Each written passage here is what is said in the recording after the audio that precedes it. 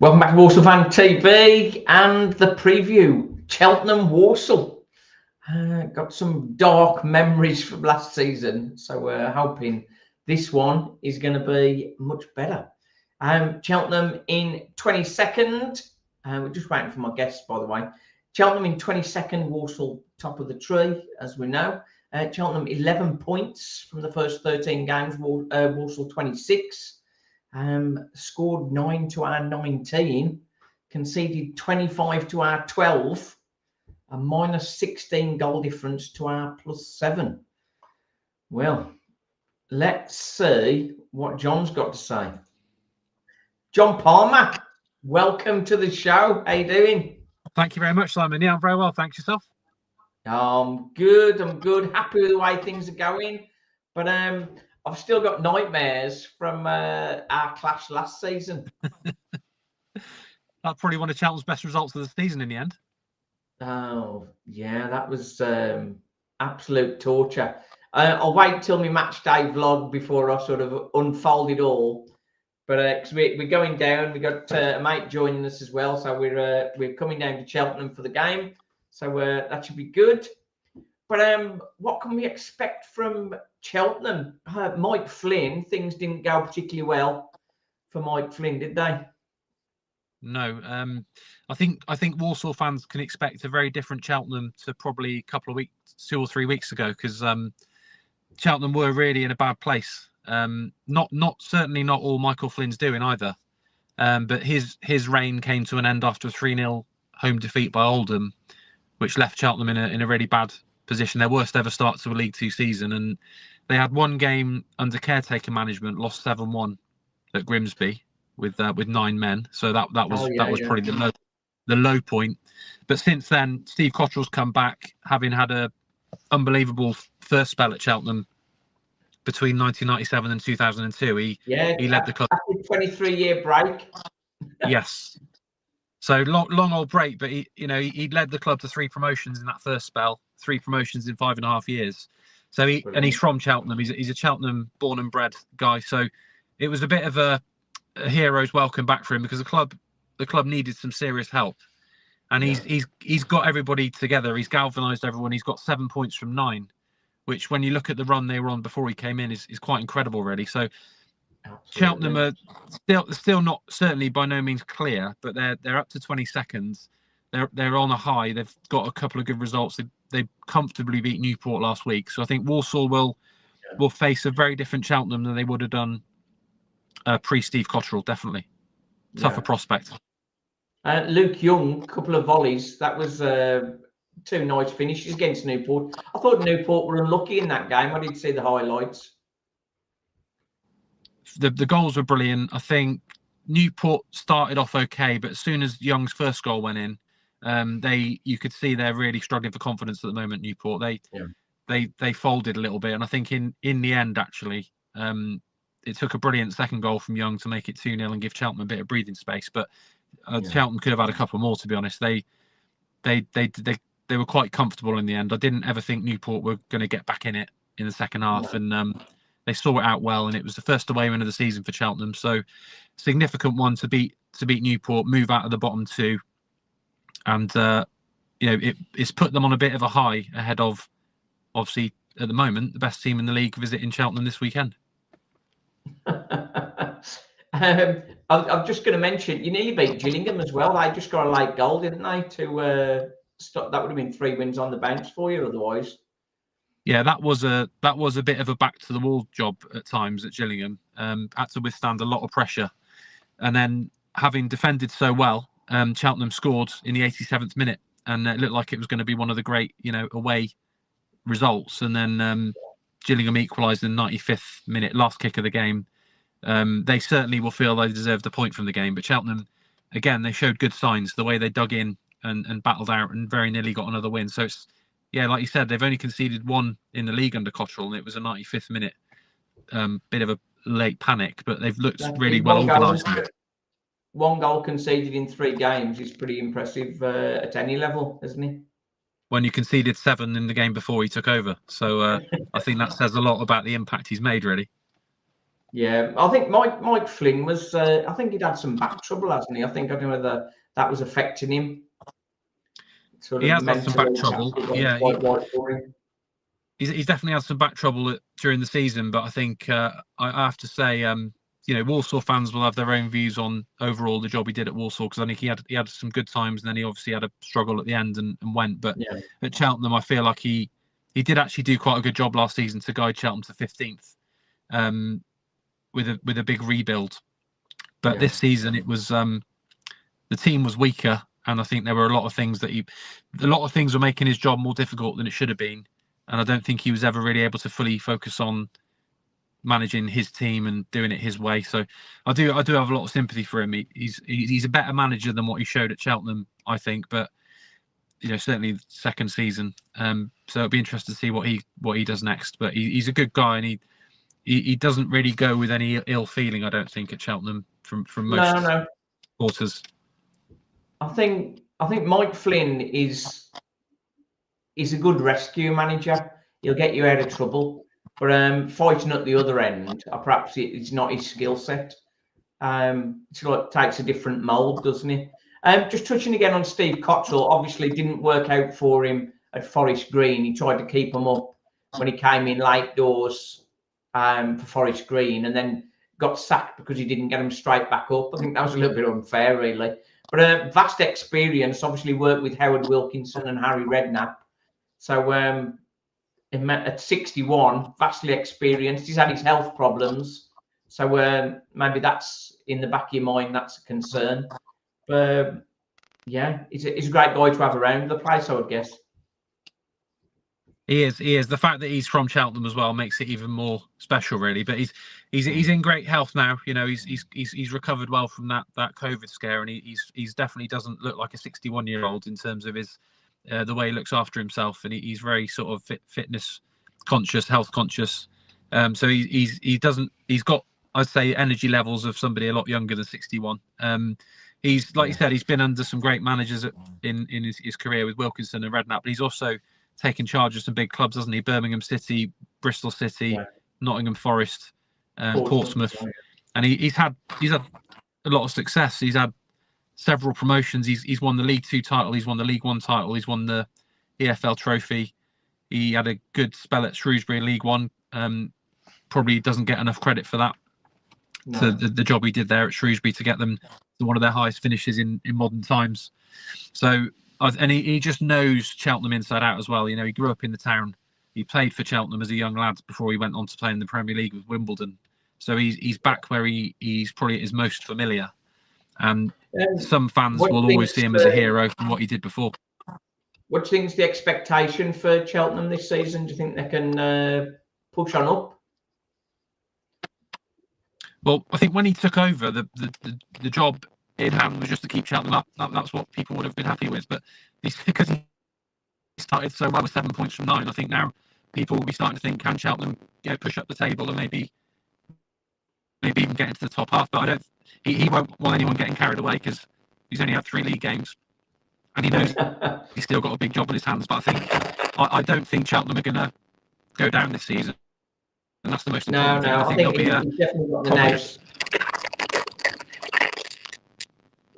You're crackling a bit. Definitely, there. He's seen it all before. He's been there and done it, and absolutely. I don't think anything's going to phase him at Cheltenham. There's a couple of players he brought in, sort of out of contract players. Ben Stevenson, former Cambridge, of course, and Jonathan Tompkinson, after time with Stevenage and Barrow and Bradford. 2 good additions there.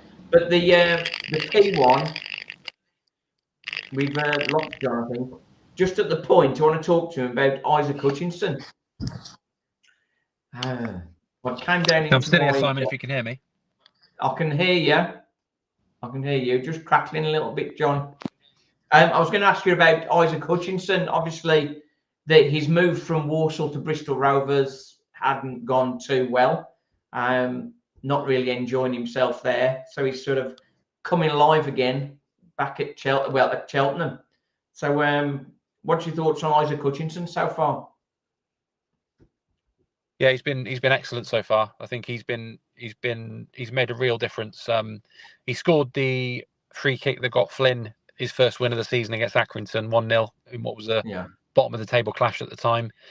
And he's scored a couple of goals since. He looks like he can create things. He looks like he's got real goal threat in him.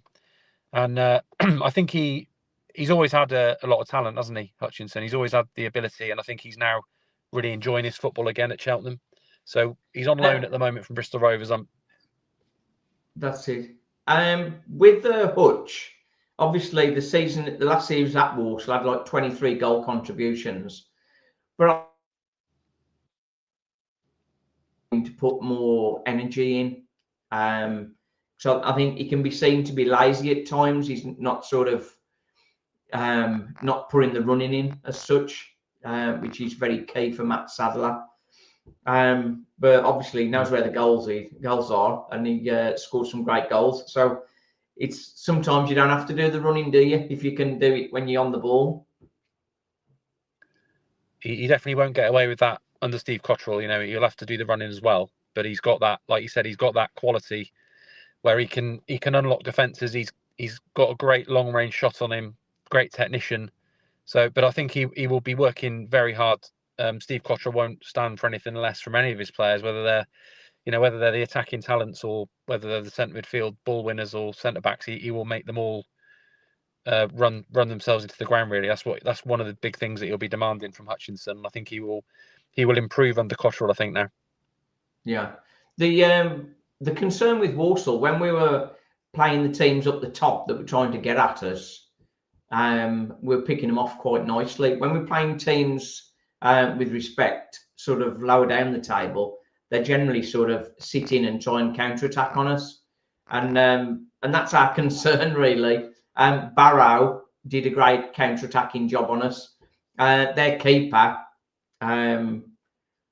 ridiculous, Stanway, 11 saves he made. So that was a ridiculous goalkeeping performance. But yeah, you guys have been counter-attacking quite well, haven't you? Yeah, if you look at the Gillingham game, Gillingham had 30 attempts on goal, yet Cheltenham took the lead in the 87th minute. So they can defend, soak up pressure, and hit teams on the break. They've got pace in the team now. Yeah. And they can open up teams if they leave gaps at the back. So it's you're coming down to the game, but it's quite a tight pitch at Cheltenham.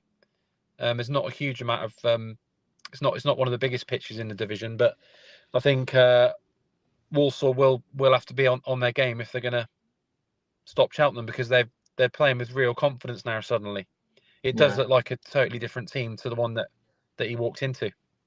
Well, if we compare the two over the last 3 games, you're the form team, aren't you? 2 wins and a draw, and we've had 1 win, 1 draw, 1 defeat. So really, it is a team we got to watch out for.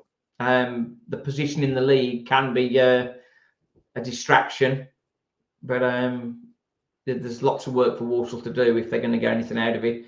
2 other players I want to mention: Jake Bickerstaff, on loan from Wrexham. What have you thought of him so far? Wearing number 20 for you? Yeah, he's looked a good player. He's having to do a lot of hard work on his own up front at the moment, because they're playing with 2 wingers, and then so it's 4-3-3. So he's the lone centre forward. So a lot of his role is to work hard. Obviously he's there to score goals as well, but he's definitely contributing well to the team, and he's probably helped the likes of Hutchinson and Luke Young maybe get some of their goals with the selfless work that he's put in. Yeah. I wouldn't say he's a natural target man, but he's a hard-working forward, and I can see why he did so well for Wrexham in League Two. And I think he's been a good addition. But centre forward is probably one area that Cotterill will be certainly looking to improve, either now with a free agent or in January, definitely. Everybody wants to centre forward, don't they? Everybody wants to send forward. The other player, Liam Kinsella, he's not been starting for you. Do you think we're going to see him on Saturday? Obviously, lots of time at Walsall. I think you'll probably see him at some point. He's lost his place at the moment with, as you mentioned, Stevenson coming in, Luke Young, and Hutchinson at the moment is the midfield three. So Yeah. Kinsella, who's been, I think, been really good for Cheltenham. He's come on. He came on against Newport quite late on. He'll come on and help shore things up. But he's very close to the starting 11 and still a very useful player to have around. But at the moment, unless there's any injuries or anything, I don't expect him to start on Saturday. But I'm sure he will. We'll see him at some point. Obviously, a bit of a. I don't know whether you'd say he's a club legend at Walsall, but he's certainly a fan favourite at Walsall, isn't he? Well, I think there's several of the Walsall fans will tell you that he had player of the season 2 years running without a goal or an assist in either season, which sort of told you how well Walsall were doing at that point, I guess, but also how highly respected Liam Kinsella is. Very good at breaking up play. Yeah. He's not particularly the creator in any way, but as far as breaking up play, he's the master at that. Exactly right. Yeah. As far as Walsall are concerned, Aaron Prestley, 4 goals, 1 assist in 13 games. He's very useful up front. Daniel Carnu on loan from Charlton, 4 goals in 9. Got himself on the score sheet on Saturday, so I think he'll be looking to add to that on Saturday. Connor Barrett already getting people sniffing round him, which is a bit frustrating. 3 goals, 2 assists so far, and Evan Weir, 3 goals from left-sided centre half, taking over from where Taylor Allen was last season. So there's plenty of attacking threat there. As I said right at the top of the show, Walsall 19 goals, conceded 12. Cheltenham only scored 9 and conceded 25. But of those 25, of course, 7 of those was against Grimsby, and you've only conceded 1 in 3. So I think that's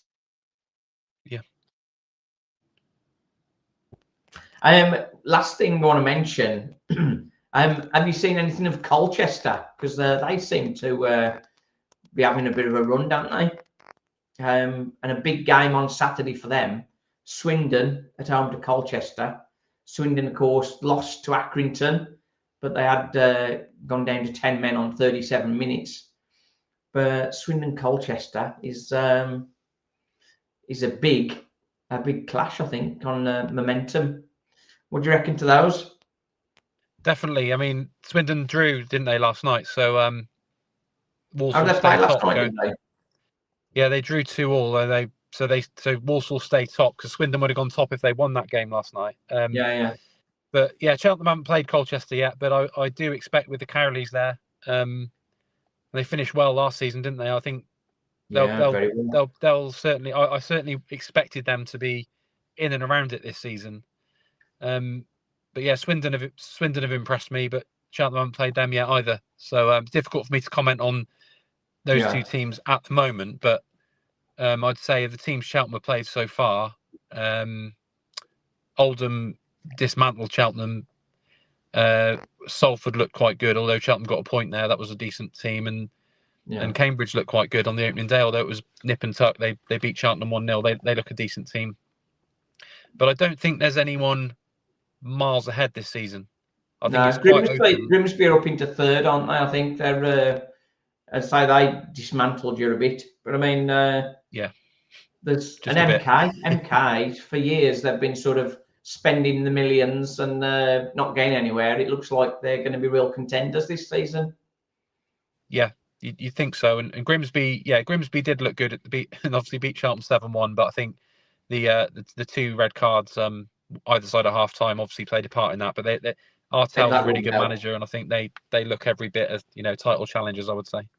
Grimsby. Yeah, that's it. Well, for Walsall to stay ahead of MK, it's going to be a big challenge, I think. Bristol Rovers looked like they were going to storm it, and then since Walsall played them, they've imploded a little bit under Darrell Clark. They have. They got done at 4-1 at home, didn't they, on Saturday? I think. Yeah. Darrell Clark throwing all his players under the bus. There's nothing new there. Well, I think they'll be decent this season still, I reckon, Bristol Rovers. But yeah, he's not having it all his own way at the moment. But I think they'll come again. I think Rovers. Yeah, I don't know whether they'll make top 3. They were my outside bet for bottom 8 at the start of the season. So I think I'll probably be wrong with that one. For Walsall, I think Harrison Burke is probably going to be coming back in because he's been out for a few games since the Bristol Rovers game. So he's likely to be in. Aidan Flint, of course, at the middle. He's been doing really good. And Evan Weir had a real good performance on Saturday. Miles Roberts in goal. Barrett on the right, marauding.